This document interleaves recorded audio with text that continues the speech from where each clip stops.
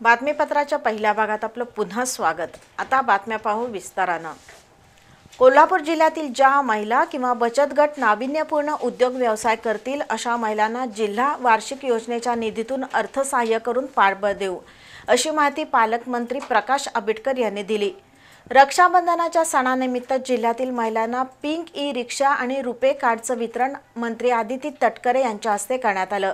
त्यावेळी ते बोलत होते। दरम्यान महिलांच्या सक्षमीकरणासाठी येत्या वर्षभरात 10,000 ई-रिक्षांचं वितरण केलं जाईल, अशी माहिती नामदार आदिती तटकरे यांनी दिली। कोल्हापुरातील महासैनिक दरबार लॉनवर आज हा कार्यक्रम झाला। राज्य शासनाच्या महिला आणि बालविकास विभागाच्या वतीनं रक्षाबंधनाच्या सणाचं औचित्य साधून महिला सक्षमीकरणाचा उपक्रम घेण्यात आला। महिला आणि बालविकास मंत्री आदिती तटकरे यांच्या हस्ते तसंच पालकमंत्री प्रकाश आंबेडकर, खासदार शाहू महाराज, वैद्यकीय शिक्षण मंत्री हसन मुश्रीफ यांच्या प्रमुख उपस्थितीत महिलांना पिंक ई-रिक्षा आणि रुपे कार्डचं वितरण करण्यात आलं। महिलांना आर्थिक सक्षम बनवण्यासाठी विविध योजना राबवण्यात येत आहेत। या अंतर्गत कोल्हापूर जिल्ह्यातील महिलांना नाविन्यपूर्ण उद्योग व्यवसायाच्या निर्मितीसाठी जिल्हा वार्षिक योजनेतील 3% निधीतून अर्थसहाय्य करण्यात येईल, अशी ग्वाही पालकमंत्री प्रकाश आंबेडकर यांनी दिली। महिलांनी लोणची पापड उद्योगाबरोबरच नाविन्यपूर्ण उद्योग निर्मितीवर भर द्यावा, असं आवाहन नामदार आंबेडकर यांनी केलं।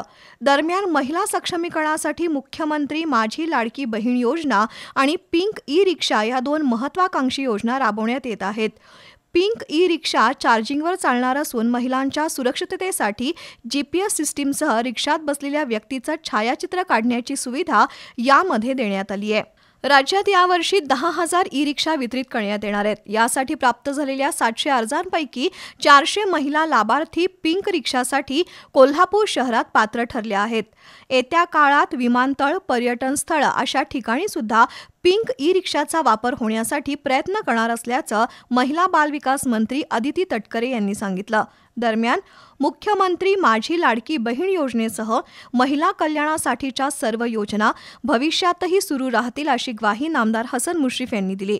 यावेळी खासदार शाहू महाराज छत्रपती, महिला आणि बालविकास विभागाच्या आयुक्त नैना गुंडे यांनीही मनोगत व्यक्त केली। यावेळी महिला मोठ्या संख्येनं उपस्थित होत्या।